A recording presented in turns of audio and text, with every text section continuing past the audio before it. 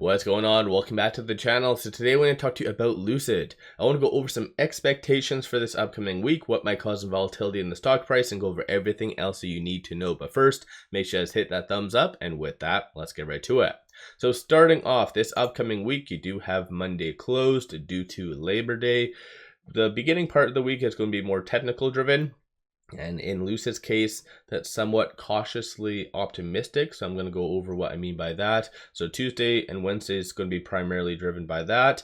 And then Thursday and Friday, those will be the fun days. So Thursday, you do have ADP non-farm employment as well as initial jobless claims. And then that's capping it off on Friday with payroll. A lot of that is linked to consumers, and especially based on what Powell recently said, that was somewhat concern to kind of watch over. So the market's going to be paying attention to those data points very closely and correlating that with, once again, interest rates, because that's basically what the market cares about, when the next cut is going to be. And plus how much. Like I've already mentioned, no matter what, from now until September 18th for data point wise, I think at the very bare minimum we are going to get 25. The only thing up for debate is whether we get a 50 or not. And in my opinion, for instance, if this week the data comes in rather negative, yeah, the likelihood of a 50 basis point cut will increase, but I think it'd be for the wrong reasons. It'd be more to prevent a recession kind of thing. So you might hear a little bit of chatter for that.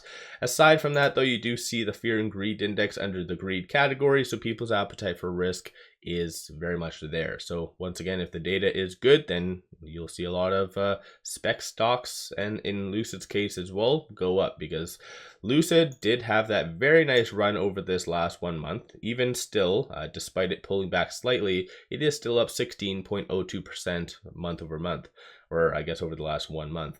And no news, a lot of speculation associated to the Gravity, but no actual news. So going back over here, this could really benefit Lucid. So something to keep in mind. As far as upcoming events, the only thing that they are slated for, September the 6th to the 15th, Lucid Prototype Collection at Houston Studio. So generally that's pretty good.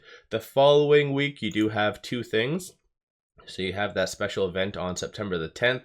I do feel that's where they're going to drop the Gravity reservations, but that's just my speculation. But still, nonetheless, that will be good. One thing that I see on their website that they haven't actually done any posts or anything about, as far as I'm aware, is this right here. So on September the 12th, Morgan Stanley 12th Annual Laguna Conference. So I think generally that is good. And actually, speaking on Morgan Stanley for a second, quickly popping over to 𝗖𝗢𝗡𝗘𝗧, give you guys a quick overview of this.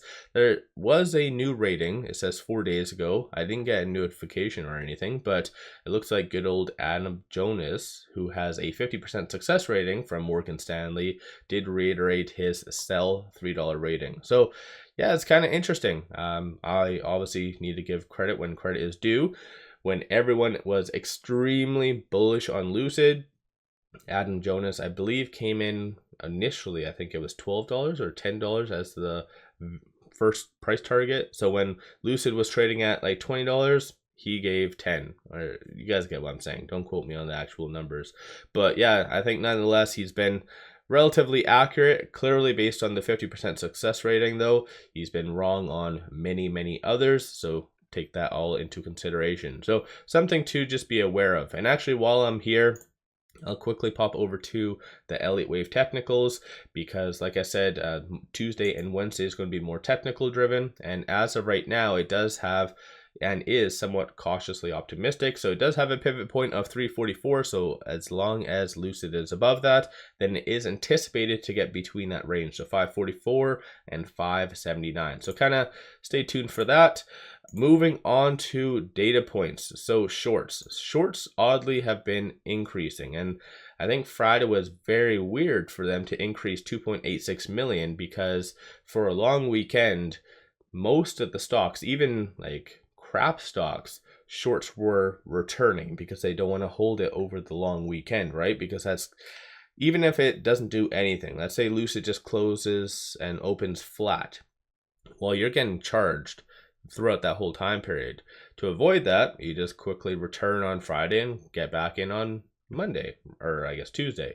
So yeah, it's interesting to see that not only did they not return, they kind of increased. So I think shorts might be relatively active because on the technicals, they have been able to strategically bring Lucid down in the past. So no doubtably, I think that there might be a little bit of a battle this week. So that's just my own interpretation though.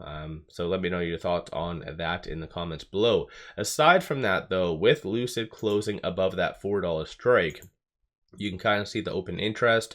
So there was 12,000 in open interest at that $4 strike price, 3,000 at that $3.50. Market makers don't have inventory of Lucid. And as I brought up in the past, which has been very accurate, the first trading day, so Tuesday, you will see a nice bump up in the stock price. It might be momentarily and not necessarily last, but that is market makers covering all of this that is in the money. So ultimately 1.5 million shares, because if you add those two together. So yeah, pretty interesting stuff all in all. So this is kind of the importance of knowing about options.